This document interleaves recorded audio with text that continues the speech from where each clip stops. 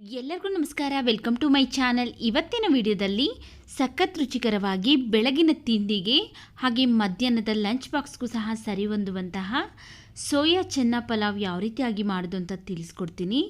ಸಖತ್ ರುಚಿಯಾಗಿರುತ್ತೆ. ಹಾಗೆಯೇ ಸೋಯಾ ಬಳಸಿರೋದ್ರಿಂದ ಪ್ರೋಟೀನ್ಸ್ ಎಲ್ಲ ಜಾಸ್ತಿ ಇರುತ್ತೆ. ನೋಡಿ, ಇಲ್ಲಿ ಫಸ್ಟು ಒಂದು ಪಾತ್ರೆಯಲ್ಲಿ ನಾನು ಅರ್ಧ ಲೀಟ್ರ್ ಆಗೋಷ್ಟು ನೀರನ್ನು ಬಿಸಿಗಿಟ್ಟಿದ್ದೀನಿ. ಈಗ ಇದಕ್ಕೆ ನಾನು ಈ ಬ್ರ್ಯಾಂಡ್ನ ಸೋಯಾನ ಹಾಕ್ಕೊಳ್ತಾ ಇದ್ದೀನಿ. ನೀವು ಯಾವ ಬ್ರ್ಯಾಂಡ್ನ ಸೋಯಾ ಬೇಕಾದ್ರೂ ಹಾಕ್ಕೊಳ್ಬೋದು. ನೀರು ಕುದಿಯೋದಕ್ಕೆ ಸ್ಟಾರ್ಟ್ ಆದಮೇಲೆ ನಾನಿಲ್ಲಿ 1 ಕಪ್ ಸೋಯಾ ಹಾಕ್ಕೊಳ್ತಾ ಇದ್ದೀನಿ, ಅಂದರೆ ಸೋಯಾ ಚಂಕ್ಸ್ ಹಾಕ್ಕೊಳ್ತಾ ಇದ್ದೀನಿ. ನೀರು ಕುದಿಯೋದಕ್ಕೆ ಸ್ಟಾರ್ಟ್ ಆದಮೇಲೆ ಹಾಕ್ಕೊಂಡು ಈಗ ಇದಕ್ಕೆ ಒಂದು ಸ್ವಲ್ಪ ಉಪ್ಪನ್ನ ಹಾಕ್ಬಿಟ್ಟು ಈಗ ಸ್ಟವ್ ಆಫ್ ಮಾಡ್ಕೊಳ್ಬೇಕು.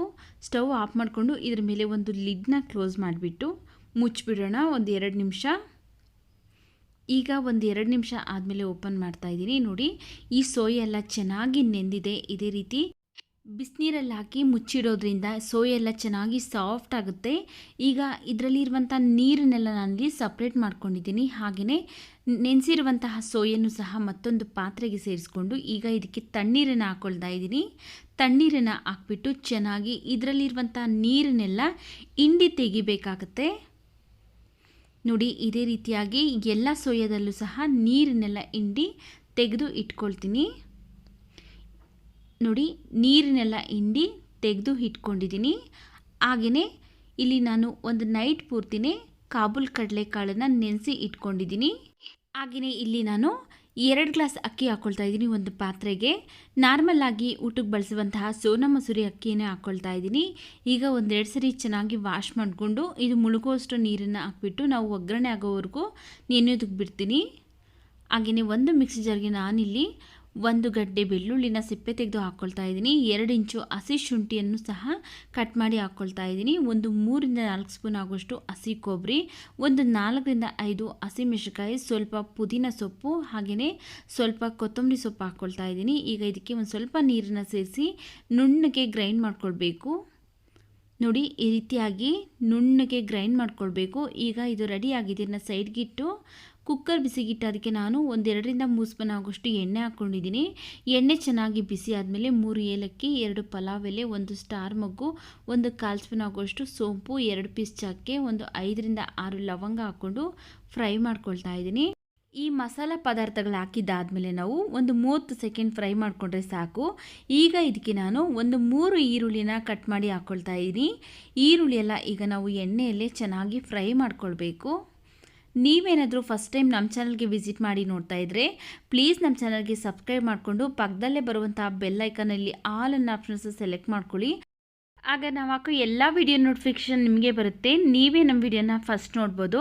ನೋಡಿ, ಈರುಳ್ಳಿ ಎಲ್ಲ ಚೆನ್ನಾಗಿ ಫ್ರೈ ಮಾಡ್ಕೊಂಡಾದಮೇಲೆ ಈಗ ಇದಕ್ಕೆ ನಾನು ಒಂದು 3 ಟೊಮೆಟೊ ಹಣ್ಣನ್ನು ಕಟ್ ಮಾಡಿ ಹಾಕ್ಕೊಂಡು ಟೊಮೆಟೊ ಎಲ್ಲ ಚೆನ್ನಾಗಿ ಸಾಫ್ಟಾಗಿ ಬೇಯೋವರೆಗೂ ಬೇಯಿಸ್ಕೊಂಡಿದ್ದೀನಿ. ಈಗ ಇದಕ್ಕೆ ನಾವು ಫಸ್ಟೇ ರುಬ್ಬಿಟ್ಕೊಂಡಿರುವಂತಹ ಮಸಾಲ ಹಾಕ್ಕೊಳ್ತಾ ಇದ್ದೀನಿ.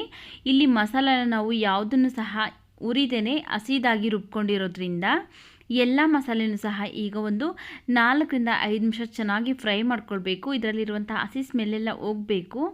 ನೋಡಿ, ಇಲ್ಲಿ ಒಂದು 4-5 ನಿಮಿಷ ಆಗಿದೆ, ಚೆನ್ನಾಗಿ ಕುದೀತಾ ಇದೆ.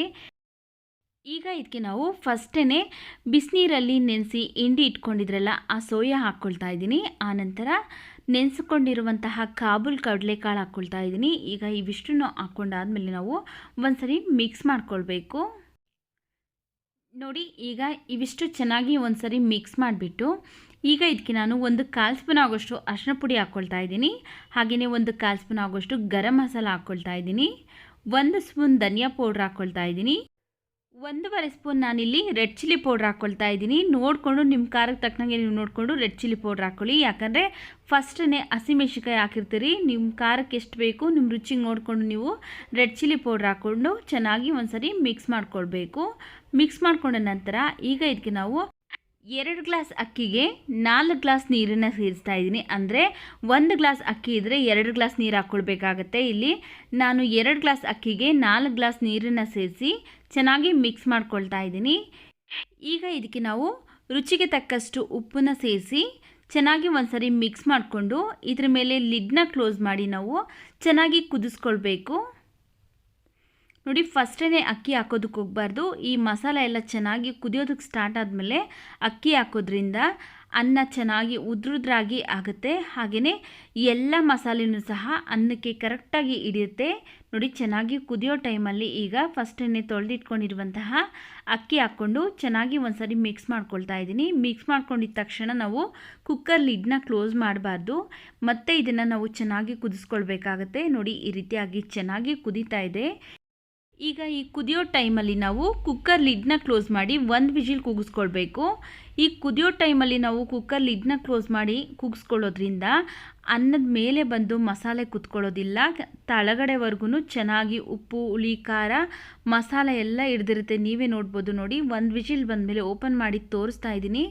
ಒಳಗಡೆ ಇರುವಂತಹ ಅನ್ನಕ್ಕೂ ಸಹ ಕರೆಕ್ಟಾಗಿ ಮಸಾಲ ಹಿಡ್ದಿದೆ. ಮೇಲೆ ಬಂದು ಮಸಾಲ ಕುಳ್ತಿಲ್ಲ. ನೋಡಿ, ಈ ರೀತಿಯಾಗಿ ಅನ್ನನ ಕುದಿಸಿದ ನಂತರ ನಾವು ಕುಕ್ಕರ್ ಲಿಡ್ನ ಕ್ಲೋಸ್ ಮಾಡೋದ್ರಿಂದ ಎಲ್ಲ ಅನ್ನಕ್ಕೂ ಸಹ ಮಸಾಲ ಕರೆಕ್ಟಾಗಿ ಹಿಡಿಯುತ್ತೆ. ಅನ್ನ ಮಿಕ್ಸ್ ಮಾಡಬೇಕಾದ್ರೆ ನಿಧಾನವಾಗಿ ಮಿಕ್ಸ್ ಮಾಡಬೇಕು, ಜೋರಾಗೆಲ್ಲ ಮಿಕ್ಸ್ ಮಾಡೋದಕ್ಕೆ ಹೋಗ್ಬಿಡಿ. ಯಾಕಂದರೆ ಅನ್ನ ಬಿಸಿ ಬಿಸಿ ಇರೋದ್ರಿಂದ ಮೆತ್ತಗಾಗ್ಬಿಡುತ್ತೆ. ನೋಡಿ, ಈಗ ಸೋಯಾ ಚೆನ್ನ ಪಲಾವ್ ರೆಡಿಯಾಗಿದೆ. ಇದನ್ನು ಮೊಸರು ರಾಯ್ತ ಜೊತೆ ಸರ್ವ್ ಮಾಡ್ಬೋದು, ಅಥವಾ ಕಾಯಿ ಚಟ್ನಿ ಜೊತೆ ಬೇಕಾದ್ರೂ ಸರ್ವ್ ಮಾಡ್ಬೋದು. ಈ ವಿಡಿಯೋ ನಿಮಗೆ ಇಷ್ಟವಾಗಿದ್ದರೆ ಈ ವಿಡಿಯೋಗೊಂದು ಲೈಕ್ ಮಾಡಿ, ಈ ವಿಡಿಯೋವನ್ನು ನಿಮ್ಮ ಫ್ಯಾಮಿಲಿ ಫ್ರೆಂಡ್ಸ್ಗೆ ಶೇರ್ ಮಾಡಿ. ನಮ್ಮ ಚಾನಲ್ಗೆ ಸಬ್ಸ್ಕ್ರೈಬ್ ಮಾಡಿಕೊಂಡು ಸಪೋರ್ಟ್ ಮಾಡಿ ಸ್ನೇಹಿತರೆ.